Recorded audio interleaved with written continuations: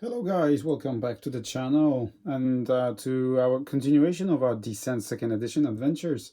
It's been a while since we last played this game, I think a month and a half ago or something like that. I've been so busy over the last few weeks that I couldn't find time to play any board games for that matter, not necessarily Descent Second Edition. But this, what I'm about to do in these series is something that I've been thinking about for a while now, because I'd like to go back to the roots as far as Descent Second Edition is concerned and play with or as an overlord and use his cards as well, because in my opinion they add so much to the game. But I'm going to do it with a twist. I'm going to play against myself. So I will solo both sides, the heroes and the overlords side. Yeah, I've done it in the past. I played quite a lot in Descent Second Edition. In this mode, it's not an easy one because you have to go an extra length, not to cheat yourself, if you know what I mean, or not to take advantage of the fact that you know what cards are coming or what overload cards you have and abilities of your monsters and the rest of it. However, I decided to try it out again and put it on the channel, and hopefully you'll come back with some feedback with regards to whether you like it or not. Right. So this is our party of adventurers. So for all of you who has been watching our series of Descent, you might recognize the party. We will be using the party that we're playing through the campaign of the Shadow Rune. So we have Jurek there with his wolf to the left. We have a healer right there in the back, Ogre Grissom. We have Brother Garen right there, our evil warlock, a hybrid class, and of course Laurel of Bloodwood right here in the front, just dashing across the stone face. And right there in the back, going through the portcullis, is our trusted zombie right there. Some shrubbery, some bits and pieces from I think it's the what's it called, Shadow of Miracle, or maybe not. It doesn't really matter, but I thought it would be a nice intro to the series. Right, so what we're going to do is we're going to pick up where we left off during the campaign. So having finished the previous encounter, our party came back to the town. They went to the tavern, of course, and they heard the rumor about the Crown of Destiny. Yeah, we're going to play one of the scenarios that comes in the box of the Crown of Destiny, and we're going to play the title, the quest called Crown of Destiny. All right, so let me show you what it's all about, and then we'll introduce the bits and pieces. This is the Crown of Destiny scenario log. We will go through that in just a moment.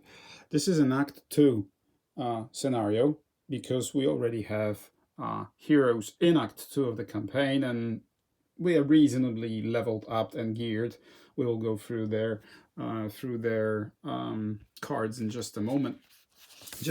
Just to be completely clear and open for all of you who haven't seen the Crown of Destiny Hero and Monster Pack, there are two scenarios. The very first one, the Act 1, is called The Burning Harvest, where you encounter the giants. A fantastic scenario. I will not spoil anything because we might be playing that sometime in the future when we start another party, another campaign. But this time we're playing the Crown of Destiny. I will introduce all the rules in just a moment when we actually set up the board. Before we do so though, let's just go back to our party and show you their boards. Okay, let's start with Brother Grissom. He's got 18 HP as a result of his Transfusion Warlock custom class ability. Apply +2 to your health. He's also wearing the Runic Plate, +2 to HP, and also a ring that gives him yet additional +2 to his HP. He's using the Shadow Rune as his main weapon. So he's a hybrid Warlock Necromancer type of character we're playing right here. A hybrid, between the monk and the necromancer, using the custom warlock class, that you can find on BGG. Right, our healer here, right there, Ogre Grissom. Oh, I forgot to mention that Garen is also carrying the Respite Potion, Fortify Potion, and a Spyglass. We will be talking about these later on when we actually start the mission. Let's go back to our healer. Grissom is equipped only with his Staff of Light, nothing else. We did not manage to find any armor or anything else that might benefit our our healer. We're playing as the Spirit Speaker, and he's carrying the Liquid Vigor and Masterwork tools that he found in one of the chests. Then we have Laurel. Right, Laurel here, she's level 3 Ranger, carrying Haste Potion, True Strike Potion, and also the Bow of the Eclipse. What a weapon. I'm telling you, this weapon just absolutely devastates monsters, as you will hopefully see in just a moment. Last but not least, of course, we have Jurek. Oh, and a nasty light glare. Let me get rid of that. Ah, there you go. Should be better. So Jurek here, he's carrying the Protection Sphere, Leeching Stone, and also quite a lot of interesting equipment. He's carrying one of the legendaries, which is the Shield of the Black God. He's got his Rage Blade, Golden Mask, and some gloves of Bloodthirst, if I'm translating that correctly, using the proper original names of the items. Anyways, I will be showing you what they do when we actually have a chance to use them in combat. We will be using the Rage Blade quite a lot because this is a devastating weapon right there. You might have seen Jurek in action in one of the scenarios that we were going through. Right, so that was our heroes. Now let's talk about the Overlord. So, for all of you who are familiar with the rules, if you're playing the Overlord, and when playing scenarios, these icons here in the top right corner are extremely important. As soon as you start collecting your open groups. So let me introduce where we are in terms of the Overlord, and then we'll go back to the scenario itself. So we start with Chaos Beasts. So there they are. Hang on, guys. Hold on. Chaos Beasts. We have a master in the front and 2 of his buddies in the back. Right there. Right, where's your card? Let me introduce Chaos Beasts. There you go. Level 2 Chaos Beasts. Move 3, 7 HP. Great die for defense. Attack with... there's no attack dice. That's because they have the Morph ability. And the Master also has the Sorcery ability. Let's see what they do. Morph is extremely interesting. When this monster attacks, it uses dice of a figure in its line of sight. Overlord's choice. If a hero is chosen, the Overlord may choose which of the hero's equipped weapons to use. The monster cannot use any of the figure's other abilities. So watch me use this Rage Blade and Bow of the Eclipse. And Sorcery, of course, after making an attack roll, this monster may convert up to X range to HP or the other way around. So all in all, very potent and extremely fun monsters to play with. Then we have our trusted... Oh, what's wrong with my lighting? Let's have a look. Maybe we can improve that. There you go. That should be a lot better. Yeah? Or maybe it's too light now. There you go. There we go. So we have our Flesh Molders, level 2 Flesh Molders. They have the Transform 2 and they boost damage, and also the Master can heal. Okay, 4 move, 5 HP and 2 defense dice. Quite potent. So they can heal themselves, or the Master can heal any friendly within 3 spaces from him. So very potent enemy. Then in the back we have Medusas. And why did I choose Medusas? Because I enjoy playing as Overlord. I enjoy playing all sorts of different conditions on the heroes just to make their life more miserable. So let's have a look at level 2 Medusas. 4 move, 6 HP, 2 defense die again, and minions can put immobilize and poison conditions on heroes and attack with 2 yellow, 1 blue. And the master can also stun. So, whoops, master can also stun. So there you are. That's their card. And of course, since there's 4 of us in the party, we will be using the full group. And as a final open group, I decided to go for the Bone Horrors to make it more thematic, because I thought that these flesh molders were performing some sort of diabolical ritual, as a result of which they are summoning the Bone Horrors right there. Yeah, and let's have a look what they do. 5 move, 6 HP, they defend with black die. Whew. Attack with a red, and the master attacks with a yellow as well. Oh, that's going to hurt a lot. So what is it that they can do? They have the ranged attack. They can attack with the range of 3, even though they're melee. So yeah, they have, how shall I translate it? Let's say agility. What it does, it allows them to attack through friendlies. The friendlies do not block a line of sight for them. Pierce damage, and also a smack ability. This is the way I would translate it. Basically what it does, it pushes heroes 2 spaces away from this monster, and of course pierce damage right there. So there we are. Last but not least, let's talk about Overlord cards. We have 16 universal cards. I've added the Fire Gems. This is the card that you get if you win the previous encounter from the Crown of Destiny pack. I also upgraded Overlord's deck with No Rest for the Wicked, Refresh, and Training Pains. And I went for 1 universal card, as you can see, and 2 Punisher 1 cards, because I wanted to spend my final XP points to level up to Punisher level 2 and go for Price of Prevention. So this is going to be my Overlord's deck that we will be playing with while hunting for the Crown of Destiny. Right, so that's the setup. Just one more step before we start actually playing through the game is I will set the board up, the scenario, and we'll go through the rules, and then we'll kick things off with round 1. Right, I'll be right back. Right, so here we are. Let's go through the rules of this scenario. That's the layout of the map. This is where our heroes begin.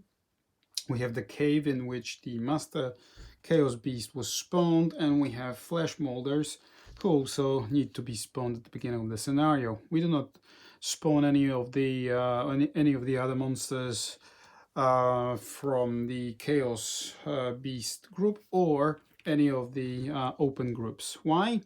Because at the beginning of the turn, each hero collects a token. We will use these and place them on a hero sheet. They represent our hero's destiny. The objective for the Overlord is to steal the destiny from each of the heroes and bring it to either of these 2 spaces, which these represent the water spaces. Then the monster can drop the destiny into the water space, and then during the Overlord's turn we can use one of them to spawn some beneficial conditions for our monsters. I'll come back to that shortly. So heroes are carrying the destiny, one of them each, and they need to kill all of the monsters, and they need to clear the board of all of the monsters and clean the temple in which the Crown of the Destiny is hidden. So that's the objective for the heroes. The objective for the Overlord, as I said, is to steal the destinies and drop them in the water tiles right there on the sides of the temple. And that's that. Now, some of the special rules, right? Whenever we kill the Chaos Beast master, we need to spawn 2 of his minion buddies next to the place where the master was killed. Right, every time we kill the minion, we can spawn 1 master and up to 3 minions from one of the open groups, right, that we have recruited for this scenario as an overlord. So either the bone horrors or the medusas. Okay, so that's what it is. Now, in each at the end of each overlord turn, the overlord may flip 1 face-up red token in a water space, so one of the destinies if they are delivered into either of these 4 spaces, and do what? And drink that destiny. If he does, he replaces 1 adjacent monster with the corresponding upgrade, respecting group limits. 1 minion from an open group is replaced with a master from the same open group.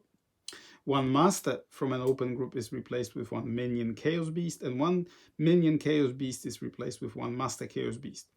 Okay, so this is an option to recycle the monsters and keep them on the board as long as it's necessary for the overlord to win. Of course, this will be quite a challenge for us as heroes to overcome this recycling process. And also we have reinforcements at the end of the overlord's turn. If there are no flesh molders on the map, place 1 minion flesh molder in an empty space containing water terrain, which is either of these and that one as well. Yeah. Do we have anything else? No, that's that. That's that. So I suppose we can begin. Oh, by the way, I drew 4 Overlord cards. I need to remember about that because I've been playing with Valkyria for so long that hopefully I will not cock it up. Right, so bear with me, guys. Bear with me as I try to refresh my knowledge of the Overlord phases. Right, so we have 4, 1 per each of our characters, and let's see what they are. One is the Dark Luck. It allows us to reroll a die after dice are rolled. Fire Gems, it's a trap. Play this card when the hero enters an empty space. He tests the eye, roll 1 red die. The hero and each figure adjacent to him suffer that much damage. Ooh, that's a nice trap. Oh, we have another trap. This is a wire. Okay. Play this card when the hero enters an empty space. This hero tests the eye again. If the test failed, he needs to finish his move action. Okay, he can perform his second action if this was the first action to be cancelled. Oh, another trap. Okay, it's like a hole in the ground. So every time a hero enters an empty space, again the eye. Wow, look at that. All right.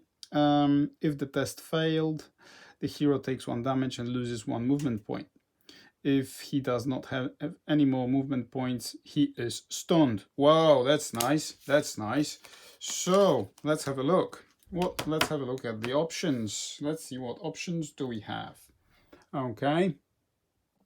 Right then, let's kick things off with the very first turn for heroes. I looked off camera and checked the options that we have. So obviously I want to go through that chest and hopefully I can find something of use during that mission. I think I will kick things off with Laurel of Bloodwood, because her move is 4. She's got 5 stamina points, so she can reach that and search it in turn 1, because she can go 1, 2, 3, 4, 5, 4. 1, 2 with her stamina points, and then for her second action, just browse through that.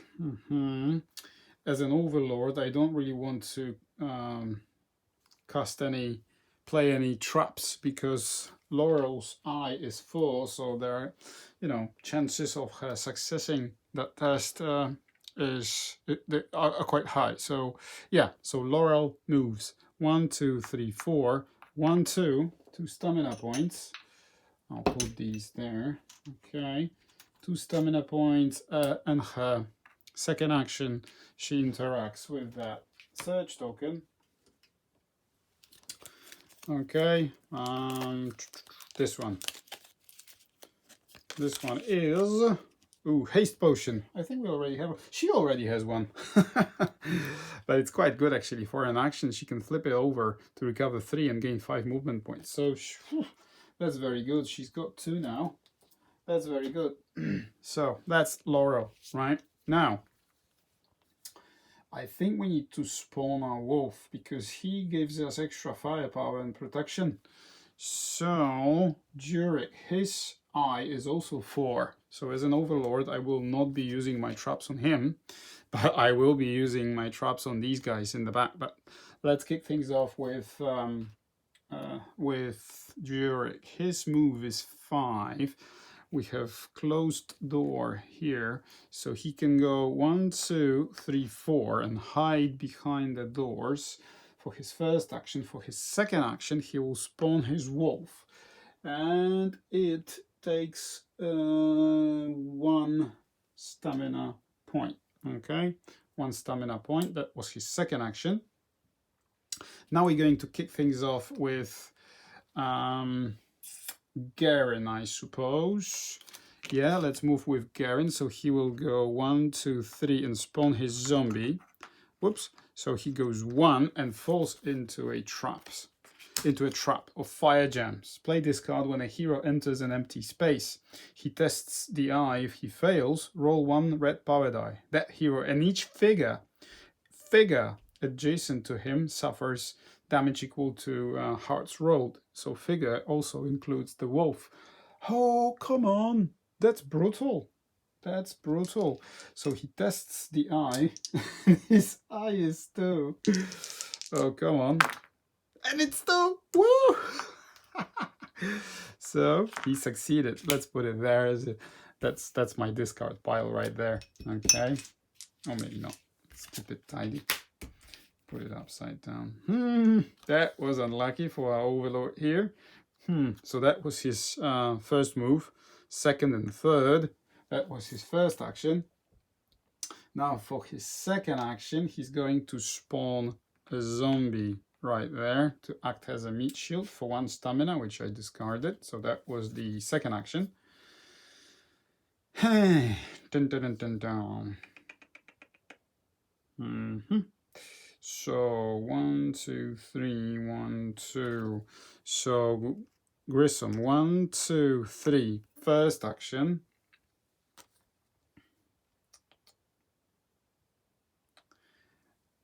One, 2, 3 by the doors, and he falls into yet another trap. But this time, he also needs to test the eye. His eye is 2, same as for Garen. Oh, look at that. Come on. But this trap was actually quite nice because if he had failed, he would have received 1 damage and lose 1 movement point. If he did not have any more movement points, he would have been stunned. But he actually succeeded in this test. So he managed to outmaneuver the trap. He did not fall into a hole in the wall, in the ground. So there you go. So all our heroes actually moved and activated. So as an overlord, we draw 1 card, which is Fury, and I can play this during my turn. When I activate a monster, this monster can attack twice, right? Instead of apart from his 2 normal actions, so he can attack twice. Okay, if I decide to use one of his actions as an attack, so I could use move and then attack. So we'll see about these options. So the objective for the overlord is to steal the destinies from heroes. In order to do that, we need to be adjacent. So for me, it would be ideal to be in range, to be both in range and adjacent. But do I really want to sacrifice my Chaos Beast? Or do I want to wait for the heroes to come to me. So what I'm going to do, I'm going to start with flesh molders with minions. 1, 2, 3, 4. Yeah, 4. 1, 2, 3, 4. 1, 2, 3. Cannot go. Well, you can do 1, 2, 1, 2, 3, 1, 2, 3, 3, 4, like this. 1, 2, 3, 4. 1, 2, 3, 4, like that. The reason I'm doing this is because I'm going to move 1 away with the Chaos Beast. The Chaos Beast has the line of sight. Is it line of sight or is it range? Line of sight. So this flesh molder does not break Master Chaos Beast's line of sight through these doors. So there you go. There you go. That's the end of turn 1. At the end of each overload turn, if there are any destinies in these water tiles, then we can drink it. There isn't any, of course, obviously. And we can also use reinforcements at the end of the turn. Flesh molders are the only mobs that can be reinforced. Since we have all of them on the board, this rule does not apply. Now, this is the end of the turn 1.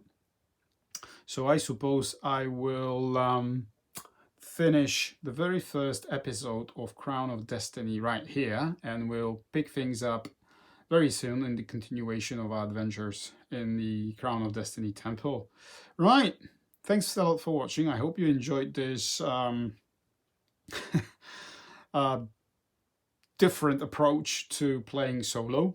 Have you ever tried it before? Tell me what your experience is in terms of playing both sides solo. You can eliminate one of these while playing with the Steam Sap, with Valkyria, or with Red Jack's automation, whatever it's called, automated overlord. I can't remember what it's called.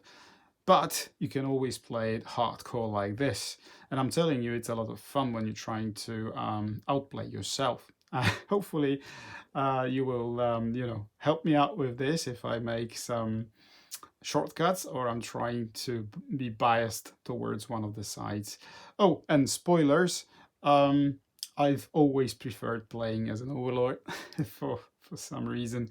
So hopefully I will not be pushing too much towards that side of the encounter. Right, thanks a lot for watching. I'll see you in the next one shortly. Bye bye.